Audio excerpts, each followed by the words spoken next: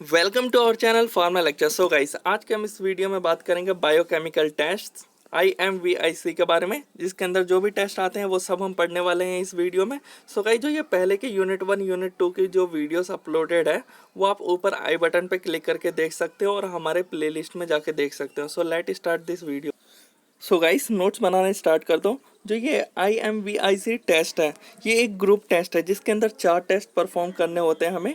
जो first one is I stand for indole test and second one is M stand for methyl red test, V stand for वर्गेस Proskauer test and C stand for citrate utilization test. जो ये test है ये हम क्यों करते हैं, तो ये हम टेस्ट इसलिए करते हैं जिससे हम लोग जो एंटेरोबैक्टीरियेसी फैमिली के जो बैक्टीरियास हैं उनको आइडेंटिफाई, यानी उनका प्रेजेंस है या नहीं है उस सैंपल में, इसलिए हम लोग ये टेस्ट परफॉर्म करते हैं। जो ये इसके फैमिली में जो बैक्टीरियास आते हैं वो यहाँ पे देख सकते हो गाइस। ये जो टेस्ट होता है इससे हम लोग डिफ्रेंशिएट भी करते हैं जो एंटेरोबैक्टीरियस फैमिली के जो बैक्टीरियास होते हैं उनको, जिससे क्यों हम करते हैं डिफ्रेंशिएट, बिकॉज उनके पास डिफरेंट बायोकेमिकल प्रॉपर्टीज होती हैं, यानी किसी भी कंपाउंड का मेटाबोलाइज करने का तरीका। सो देख लेते हैं वन बाय वन सभी टेस्ट के बारे में। First one is indole production test.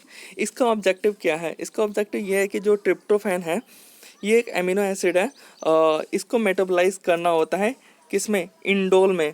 और ये मेटाबोलाइज जो है वो कुछ ही बैक्टीरियाज कर पाते हैं, जो कि ऑल बैक्टीरियाज नहीं कर पाते हैं। और ये कौन से बैक्टीरियाज होते हैं जो कर पाते हैं? वो है एंटेरोबैक्टीरियेसी फैमिली के बैक्टीरियाज। जैसे ही ये इंडोल प्रोड्यूस हो गया ट्रिप्टोफैन से, ये रिएक्ट करेगा किससे?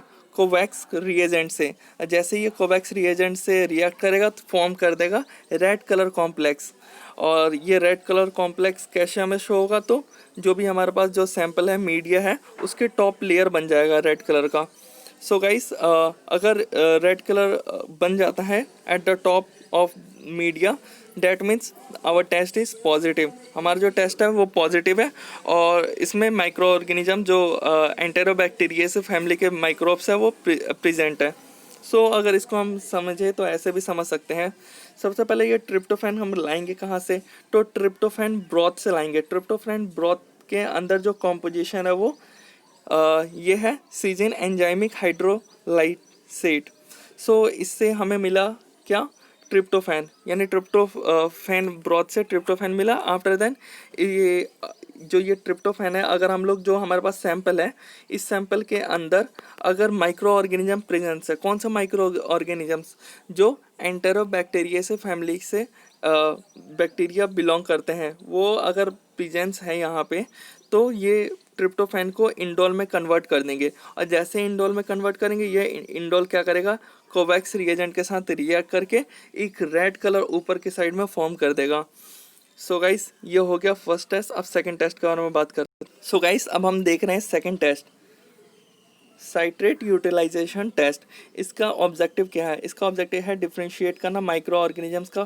तो हम इसमें देखते हैं जो बैक्टीरिया होते हैं, जो माइक्रो ऑर्गेनिजम्स होते हैं, उनके एबिलिटी को, कि जो साइट्रेट है उसको मेटाबोलाइज करके ऐसा यूज़ करना sole, that means carbon source use करना।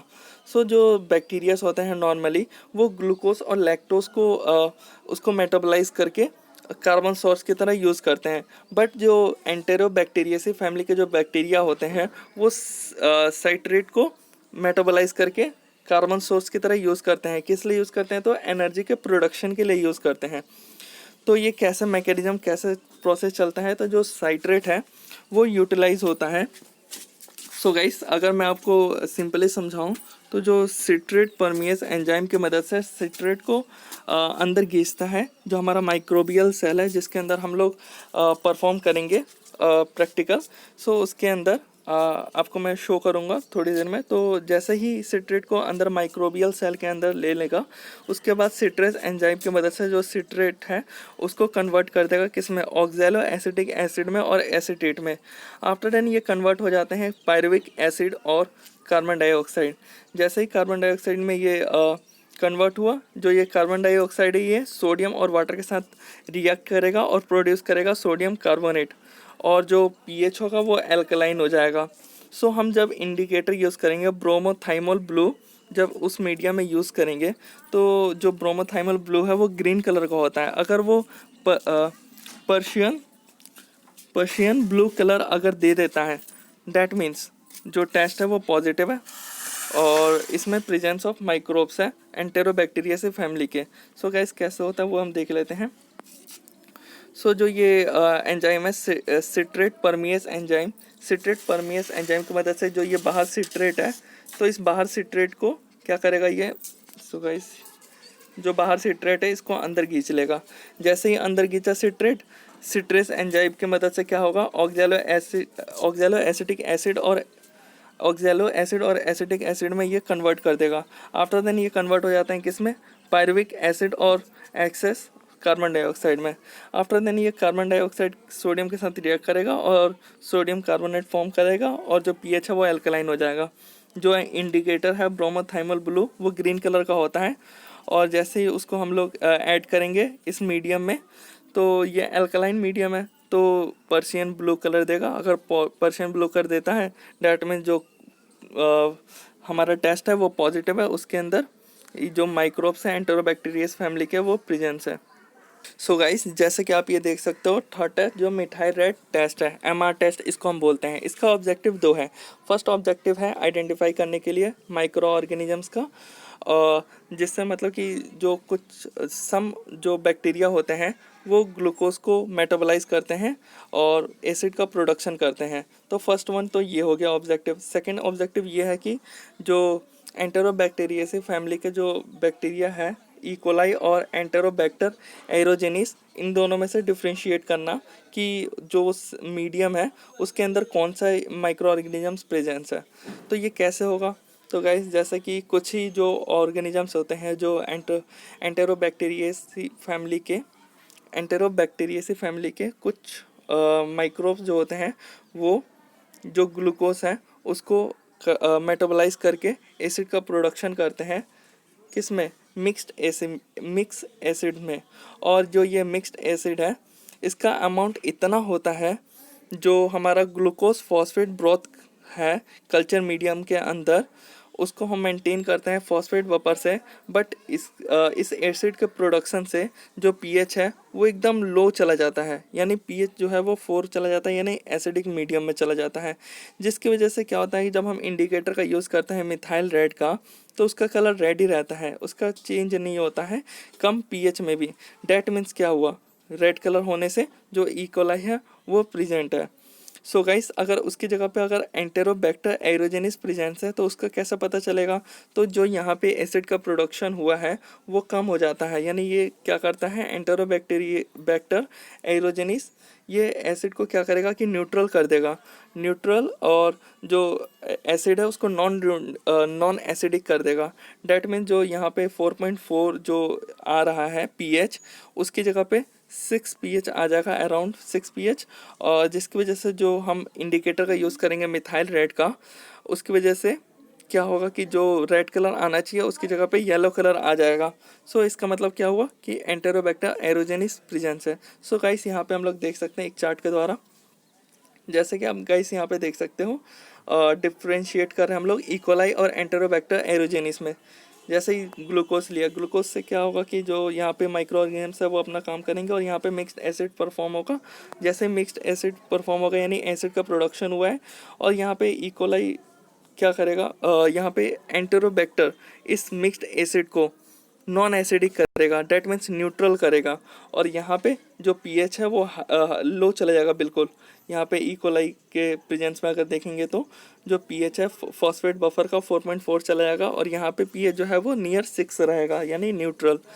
आफ्टर देन हम लोग जब मिथाइल रेड इंडिकेटर यूज़ करते हैं तो क्या होगा, यहाँ पे रेड कलर फॉर्म होगा in presence of E coli, in presence of Enterobacter aerogenes yellow colour form होगा मिथाइल रेड इंडिकेटर से।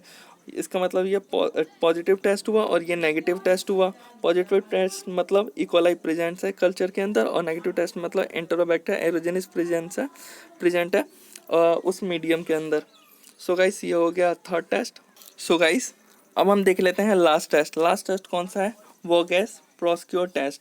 इसका ऑब्जेक्टिव क्या है, इसमें भी यही है कि डिफ्रेंशिएट करना है एंटेरोबैक्टीरियासी फैमिली के जो बैक्टीरियाज हैं, जैसे ई कोलाई हो गया, एंटेरोबैक्टर एरोजेनिस हो गया, क्लेबिसिला हो गया, तो इन सब में डिफ्रेंशिएट करना होता है। तो जो ग्लूकोज है वो फर्स्ट ये इसका मेटाबोलाइज्ड होता है बाय ब्यूटाइलिन ग्लाइकोल पाथवे के द्वारा, किसमें, तो एसीटोइन में। जो ये एसीटोइन है ये रिएक्ट करेगा किससे, बेरिट्स रिएजेंट के साथ, और ये क्या फॉर्म करेगा, डाई एसिटाइल फॉर्म करेगा। जो ये डाई एसिटाइल है ये रिएक्ट करेगा किससे, कल्चर मीडिया के पेप्टोन से, और जैसे ये रिएक्ट करेगा वो रोज रेड कलर फॉर्म करेगा मीडिया के अंदर। अगर फॉर्म करता है रोज रेड कलर, डैट मीन्स इसमें जो इंडिकेटर प्रेजेंस है वो टेस्ट जो है वो पॉजिटिव टेस्ट है। अगर फॉर्म नहीं करता है रोज रेड कलर, डैट मीन्स वो नेगेटिव है। अगर रोज रेड कलर फॉर्म करता है पॉजिटिव है, डैट मीन्स एंटेरोबैक्टर एरोजेनिस और क्लेबिसिला फॉर्म है, मतलब उसके अंदर बैक्टीरिया जो है ये दोनों है। बट अगर नेगेटिव टेस्ट आता है डैट मीन्स ई कोलाई इसके अंदर प्रेजेंट है, इसी वजह से ये नेगेटिव टेस्ट आया है। So guys, thanks for watching our video. So guys, अगर आपको वीडियो अच्छे लगे तो लाइक, सब्सक्राइब एंड शेयर करना ना भूलें। और नोट्स के लिए गाइस डिस्क्रिप्शन में आपको वेबसाइट लिंक होगा, आप उस पर क्लिक करके जाके नोट्स देख सकते हो, और हमारे टेलीग्राम पे भी ज्वाइन हो सकते हो। और गाइस प्लेलिस्ट का यूज़ करो, वहाँ पे आपको वीडियो सेपरेट मिलेगी, और यहाँ पे आपको ढूंढना पड़ेगा। तो प्लेलिस्ट का यूज़ करके आप इजीली किसी भी यूनिट का देखना हो तो आप देख सकते हो। So thanks for watching our video.